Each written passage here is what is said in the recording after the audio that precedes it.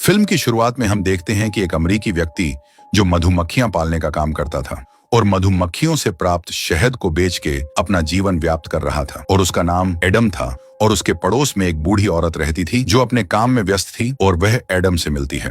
और एडम उस औरत को कहता है कि मैंने आपके फार्म से मधुमक्खियों के छत्ते निकाल लिए हैं और उनसे मैं शहद निकालूंगा। और हाँ, फार्म पर अब बहुत सारी मधुमक्खियां आने वाली हैं, इसलिए मैंने फार्म पर मशीनें लगा दी हैं। और वो बूढ़ी औरत कहती है कि बेटा, तुम्हारी मदद के लिए बहुत बहुत धन्यवाद। और एडम उसे कहता है कि ठीक है, मैं शाम को आपके घर पर शहद देने आऊंगा। और उस औरत को कहता है कि आप दान करने का जो काम करते हो वो बहुत अच्छा है। ये बहुत अच्छी बात है कि आप गरीब लोगों की मदद कर रहे हो। आप एक दयालु महिला हो। इसके बाद एडम अपने कारखाने में आकर छतों से शहद निकालना शुरू कर देता है और वो बूढ़ी औरत भी लैपटॉप पर काम कर रही थी। तभी उसके लैपटॉप पर वायरस का नोटिफिकेशन आता है, जिसे ठीक करने के लिए उस नोटिफिकेशन में आए हुए नंबर पर संपर्क करती है और उन्हें बताती है कि मेरे लैपटॉप में वायरस जैसी समस्या आ रही है। और उन्हें बताती है कि मेरी उम्र ज्यादा होने के कारण मुझे इस बारे में कोई जानकारी नहीं है। इस पर वो कर्मचारी कहता है कि वायरस बहुत खतरनाक है। इस वायरस से बहुत सारे लोगों के लैपटॉप का डेटा समाप्त हो गया है। इस वायरस से आपके लैपटॉप का भी डेटा समाप्त हो जाएगा, लेकिन हम आपकी मदद कर देंगे। आपको बस एक ऐप डाउनलोड करना होगा। और जैसे ही उस बूढ़ी औरत ने वो ऐप डाउनलोड किया तो उस कर्मचारी ने उसके लैपटॉप के पूरे सिस्टम को हैक कर लिया। इसके बाद वह और बाकी कर्मचारी देखते हैं कि उस बूढ़ी औरत के खाते में $20,000 पड़े हैं। और अब वह कर्मचारी उस बूढ़ी औरत के खाते में $50,000 भेज देते हैं और फिर उस औरत को कहता कि मैडम, गलती से हमारा पैसा आपके खाते में आ गए हैं, तो कृपया वो पैसे वापस भेज दीजिए, क्योंकि इन पैसों की हमें बहुत जरूरत है। और बूढ़ी औरत ने अपने खाते को चेक किया तो वास्तव में उसके खाते में $50,000 आए हुए थे। और जैसे ही पैसे वापस भेजने के लिए पासवर्ड डाला तो उस ऐप के कारण उसका पूरा सिस्टम हैक हो गया और उसका लैपटॉप भी बंद हो जाता है। जबकि उधर कर्मचारी और उसकी पूरी टीम खुश हो जाती है, क्योंकि उन्होंने बूढ़ी औरत के $20,000 चुरा लिए थे। जब उस बूढ़ी औरत का लैपटॉप वापस ऑन हुआ तो उसे पता चलता है कि उसके साथ स्कैम हुआ है और उसने खाते में $1 भी नहीं बचा है, जिसकी वजह से वो बहुत ज्यादा दुखी होती है। और उसी समय बैंक से भी मैसेज आता है कि आपके साथ फ्रॉड हो चुका है। और शाम को एडम शहद लेकर बूढ़ी औरत के घर पर पहुंचता है और उसे वहां कुछ गड़बड़ लगती है। और जैसे ही वो आगे बढ़ने लगा, जहां बूढ़ी औरत की बेटी एम्मा ने उसे पकड़ लिया, जो स्वयं एक पुलिस अधिकारी थी। और अब उन दोनों को पता चलता है कि उस बूढ़ी औरत की मृत्यु हो चुकी है, जिस कारण एम्मा बहुत दुखी होती है।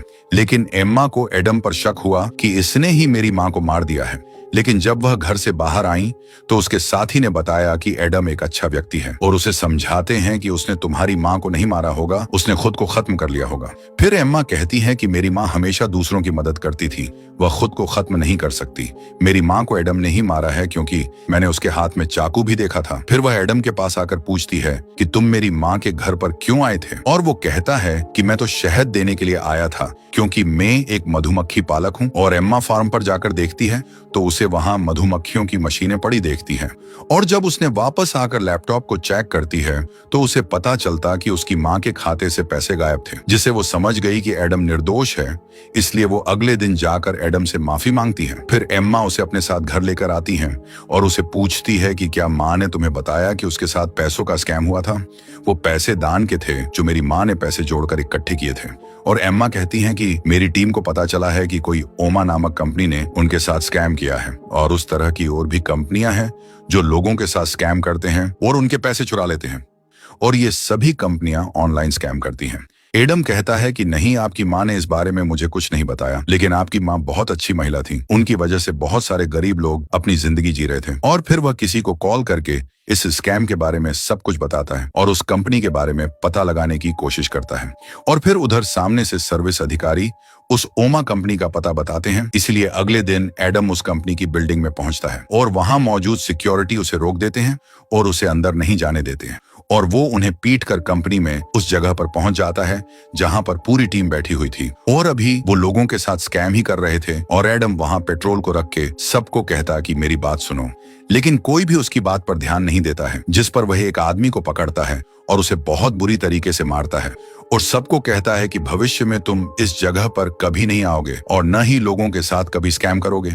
और सभी लोग डरे हुए थे, जिसे वो एडम की बातें मानने के लिए हाँ करते हैं। और फिर एडम उस जगह पर पेट्रोल छिड़कना शुरू कर देता है और तभी वो कर्मचारी अपने गुंडों के साथ वहां आ जाता है जिसने उस बूढ़ी औरत के साथ स्कैम किया था। और एडम सभी को मारना शुरू कर देता है और फिर वो सभी जगह पर बम रख देता है और उस कर्मचारी को कहता है कि थोड़ी बहुत शर्म करो, क्योंकि तुम सभी निर्दोष लोगों के साथ स्कैम करते हो, लेकिन आज के बाद यहाँ ऐसा कुछ नहीं होगा। ये कहकर वो यहाँ से जाने लगता है, जिसके बाद वो कर्मचारी भी वहां से भागने लगता है और उसके जाते ही उस कंपनी में बम फटने लगते हैं। पूरी इमारत विस्फोटों की वजह से उड़ गई, जिसका मतलब था कि ये कंपनी अब नष्ट हो गई। और वो कर्मचारी अपने लीडर मैट को कॉल करके इस पूरी घटना के बारे में बताता है, जो इस कंपनी का एजेंट था। और इस पर वो मैट कहता है कि आखिर उसने हमारी कंपनी को क्यों नष्ट कर दिया। इस पर वो कर्मचारी बताता है कि वो बहुत खतरनाक आदमी था, मुझे लगता कि शायद हमने उसके साथ स्कैम किया जिसका बदला लेने के लिए आया होगा। जिस पर मैट कहता है कि हम तो सिर्फ बूढ़े लोगों को ठगते हैं, ये तो एक जवान आदमी था। और मैट कहता है कि वो तो अकेला था, जबकि हमारे पास इतनी बड़ी टीम थी, उन सब का क्या हुआ। तो वो कर्मचारी कहता है कि उस बम विस्फोट में सभी मारे गए। और मैट अपने सुरक्षा कर्मियों के लीडर को जाकर उस घटना के बारे में सब कुछ बताता है।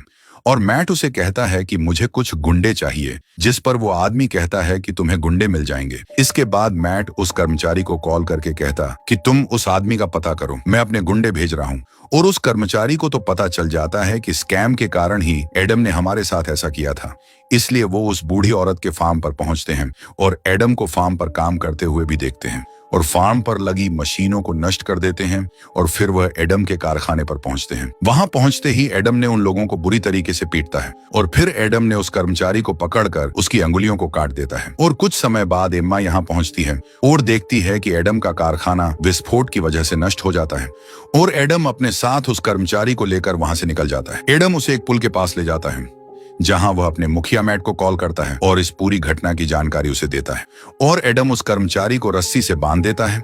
इसके बाद कार सहित उसे समुद्र में फेंक देता है। और अब एडम उस मैट से बात करता है और उसे कहता है कि तुम जो भी हो, मैं तुम्हें ढूंढ लूंगा और तुझे समाप्त कर दूंगा। तो इस पर मैट जवाब देता है कि तुम मेरे बारे में अच्छी तरीके से जानते नहीं हो कि मैं कौन हूँ। और एडम कहता है कि बहुत जल्द ये भी जान जाऊंगा और फोन कट कर देता है और यहाँ से चला जाता है। और उधर गार्डों का मुखिया मैट को कहता है कि तुम कह रहे हो कि उसने बिना हथियार के हमारे लोगों को उसने मार डाला। इस पर मैट कहता है कि हाँ, उसने बिना हथियार सबको मार दिया। तब गार्ड का मुखिया कहता है कि मैं कई सालों से FBI में काम किया है और इस प्रकार के आदमी के बारे में केवल फिल्मों में ही सुना था, और अगर ऐसा है तो वास्तव में वो आदमी बहुत खतरनाक है। तो मैट कहता है कि हाँ, वो खतरनाक आदमी है और अब आपको मेरी रक्षा करनी होगी। और मैट उसे कहता है तुम्हें जैसा लगे वैसा करो, आपके हिसाब से हर जगह सुरक्षा को बढ़वा दो।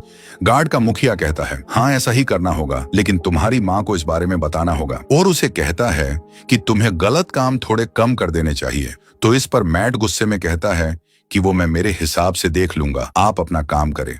और वहां से दूर जाकर मैट की माँ को फोन करता है, जिस पर उसकी माँ कहती है कि तुम्हें मैंने अपने बेटे की रक्षा के लिए रखा है और उसकी छोटी मोटी गलतियों का तुम खुद ध्यान रखो। और फिर गार्डों का मुखिया अपने गुंडों के मुखिया को फोन करता है और उसे कहता है कि मुझे एक आदमी को मरवाना है, इसके लिए तुम सबसे खतरनाक गुंडे को भेज दो। और उधर एम्मा को समुद्र के पास उस कर्मचारी का शव मिलता है और उसने देखा कि उस कर्मचारी की अंगुलियां भी कटी हुई थी। और एडम को मारने का काम सबसे खतरनाक गुंडे को दिया जाता है और एडम कार में पेट्रोल भर रहा था। उसी समय वह किलर एक कार में बैठकर वहां पहुंच जाती है और एडम की कार को पीछे से टक्कर मारती है और फिर वह एडम पर गोलियां चलाती है, लेकिन एडम वहां से बच के गायब हो जाता है। वह किलर अपनी कार से मशीन गन निकालती है और चारों तरफ गोलियां चलाने लगती हैं।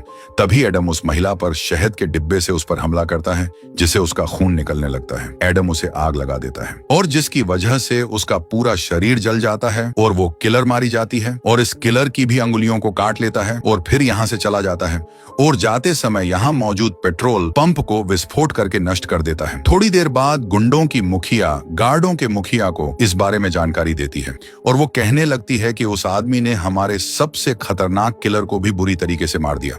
ये सुनकर गार्ड के मुखिया को तगड़ा झटका लगता है और उसने कहा आप ये क्या कह रहे हो, ऐसा कैसे हो सकता है।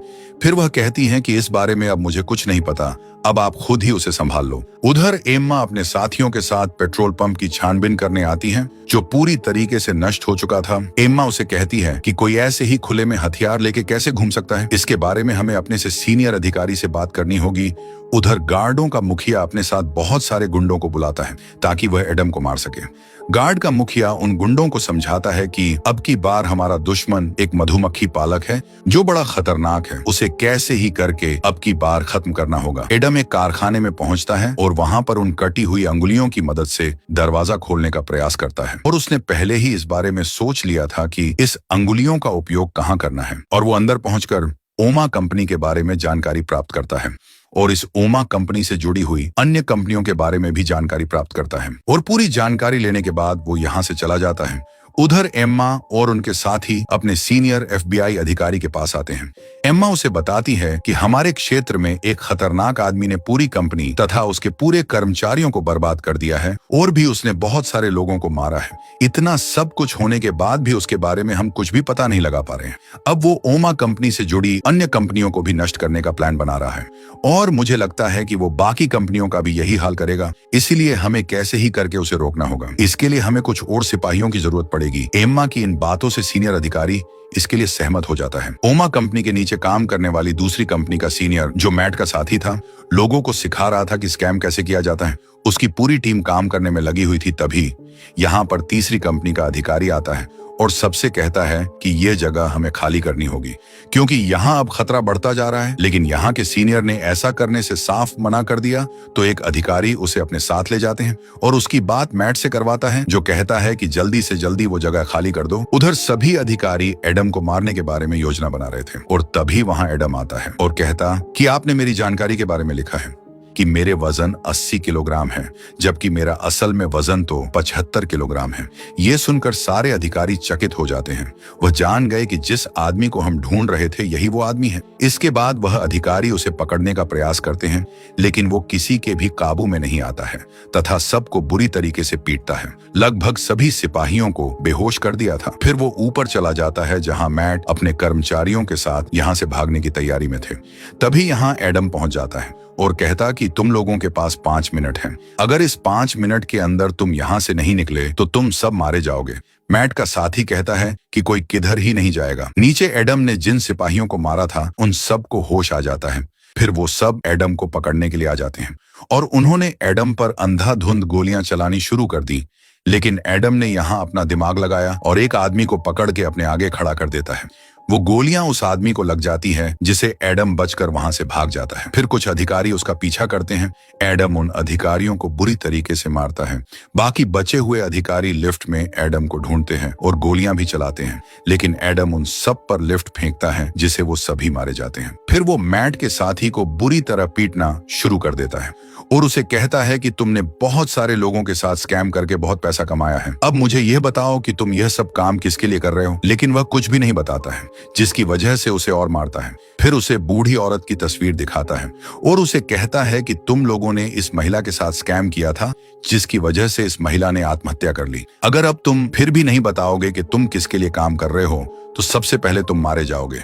फिर वह डर के मारे एडम को कहता है कि मैं तुम्हें उसकी तस्वीर दिखा सकता हूँ और कंप्यूटर पर एडम को मैट की तस्वीर दिखा देता है। वो बताता है कि वह बहुत खतरनाक है तो एडम कहता है कि जब मैं शहद निकालता हूँ तो मेरा सामना मधुमक्खियों की रानी से भी होता है। वो भी बड़ी खतरनाक होती है लेकिन मैं उसे भी नहीं छोड़ता। तभी यहाँ एम्मा और उसके साथी यहाँ आ जाते हैं जिन्हें देखकर एडम वहां छुप जाता है। वो एम्मा के सामने बिना आए उसे बताता है कि तुम्हारी माँ की मौत के जिम्मेदार यही लोग हैं। यह कहकर वो यहाँ से भागने लगा। एम्मा का साथी एडम को पकड़ लेता है लेकिन एडम उस साथी को भी मारता है लेकिन उसे बिना मारे वहां से भाग जाता है। एम्मा और उसके साथी उस जगह की खोजबीन करते हैं। दूसरी तरफ मैट और गार्ड का मुखिया पार्टी कर रहे थे। तभी गार्ड के मुखिया के पास फोन आता है।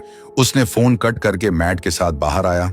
मैट को कहता है कि मामला खतरनाक होता जा रहा है इसलिए इस सब के बारे में तुम्हारी माँ को सब कुछ बताना पड़ेगा क्योंकि तुम्हारी कंपनी पर पुलिस अधिकारियों ने कब्जा कर लिया है। जिसकी वजह से मैट ने अपनी माँ को कॉल किया और उसे बताता है कि मेरी कंपनी में एक छोटी सी समस्या आ गई है जिसमें मुझे आपकी मदद चाहिए। उसकी माँ कहती है कि ठीक है, इस बारे में मुझे जानकारी दे दो, मैं देख लूंगी। यहाँ ये पता चला कि मैट की माँ असल में अमेरिका की राष्ट्रपति है। एमा को पता चल गया कि इस पूरी घटना के पीछे एडम का ही हाथ है। एमा अपने साथियों से कहती है कि एडम अब मैट को मारने के लिए जाएगा क्योंकि वही सभी कंपनियों का संचालन कर रहा है और इन सभी स्कैम वाले घोटाले के पीछे डेनफोर्थ नाम की एक बड़ी कंपनी का हाथ है। एमा इसकी सारी जानकारी अपने FBI अधिकारी को भी देती है। उसे बताती है कि यह कंपनी मैट और उसकी माँ की है। मैट की माँ अपने बेटे के गलत काम में उसका साथ तो दे रही है, लेकिन उसे यह नहीं पता कि मैट कैसे मासूम लोगों को लूट रहा है। दरअसल डैनफोर्थ का सॉफ्टवेयर बहुत स्ट्रांग है, जिसके जरिए वह बूढ़े लोगों को अपना शिकार बनाते हैं और उनका सारा पैसा लूट लेते हैं। एमा कहती है, इस बारे में अभी तक हम 3 लोगों को ही पता है। तो FBI अधिकारी उसे कहता कि यह जानकारी हमारे अलावा यहाँ से बाहर नहीं जानी चाहिए, क्योंकि आगे चलकर इन सबको मैं हैंडल कर लूंगा। और एमा उस अधिकारी को कहती है, एडम अब मैट और उसकी माँ को मारने जाएगा। तो FBI अधिकारी कहता है, उसे रोकने के लिए जितने सिपाही चाहिए उतने अपने साथ ले जाओ, लेकिन आगे सब कुछ कैसे ठीक हो उस बारे में सोचो। इसलिए अगले दिन एमा और उसके साथी व्हाइट हाउस की सुरक्षा में लग जाते हैं। व्हाइट हाउस के गार्ड ने एक और खतरनाक किलर को बुला रखा था, जो गार्ड के मुखिया को कहता कि मेरे रहते हुए आपको डरने की जरूरत नहीं है। कुछ समय बाद मैट की माँ भी पहुंच जाती है, जो गार्ड के मुखिया से मिलती हैं, और वहां मौजूद सिपाही ने गाड़ियों को चेक करके ही अंदर जाने दे रहे थे। लेकिन जब एक ट्रक को चेक करने की बारी आई तो एडम ट्रक के नीचे लटक जाता है। एक अधिकारी ने ट्रक को नीचे से चेक किया तो एडम ने उस अधिकारी को मार देता है, उसे ट्रक के नीचे ही लटका देता है। उस अधिकारी के कपड़े पहनकर बाकी गार्डों के साथ शामिल हो जाता है। फिर वो एक गाड़ी में बम रख देता है। गार्ड के कपड़ों को उतारकर पुनः अपना शूट पहन लेता है।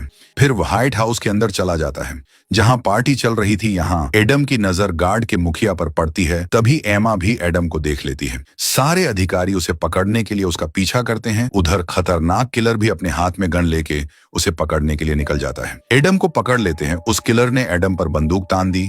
उधर मैट की माँ मैट को अंदर लेकर जाती है।